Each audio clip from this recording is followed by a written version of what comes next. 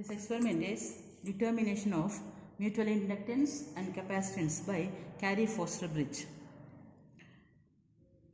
The connections are made as shown in the circuit diagram.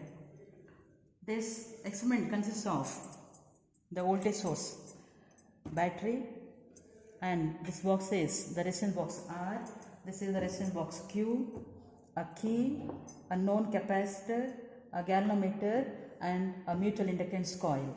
These are the primary terminals, these two are the secondary terminals of the coil. Connections are made as shown in the diagram.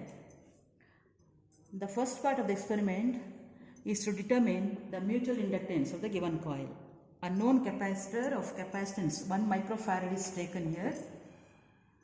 We unplug a known resistance from the box R, say 10 ohm, and when we make the key or when the circuit is closed, a deflection in the galvanometer is produced in one direction. When the connection is made like this, the deflection will be in one direction. Now the value of Q is adjusted so as to get the deflection 0, almost 0. And to check the connection, check whether the connections are made are correct or this bridge is balanced or not. For this, we keep a very high resistance in the box Q, and when we close the circuit, then we get the deflection in the opposite direction. It indicates that the circuit connections are correct. Now the value of Q is adjusted to get the deflection 0.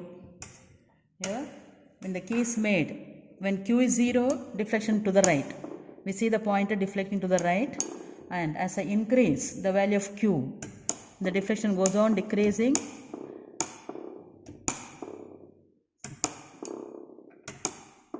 For 1000, the deflection is again to the right, but for 2000, the deflection will be in the left direction, so that the value lies between 1K to 2K.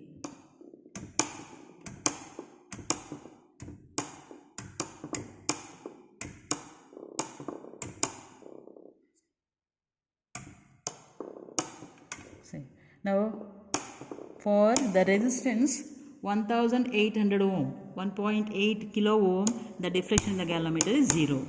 So, the value of Q is determined.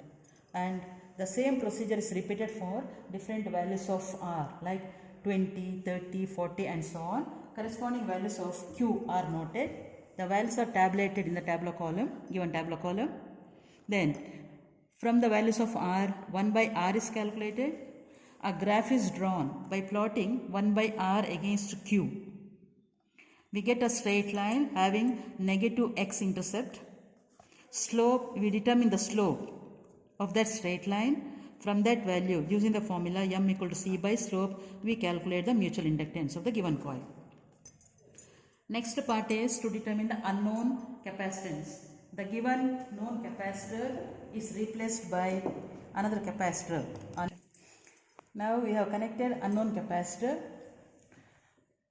Here the same procedure as we did for the first part is repeated. Unplug a known resistance from the box R, adjust to Q to get 0 deflection in the galvanometer, and tabulate the values in the given column. We find out values of Q for different values of R. Again, the graph is plotted, 1 by R against Q is plotted. Then we determine the slope from the graph, and using the formula C is equal to m into slope, we calculate the capacitance, where m is the value determined in the first part of the experiment. This is how mutual inductance of the given coil and value of unknown capacity of a capacitor is determined using this Carey-Foster bridge.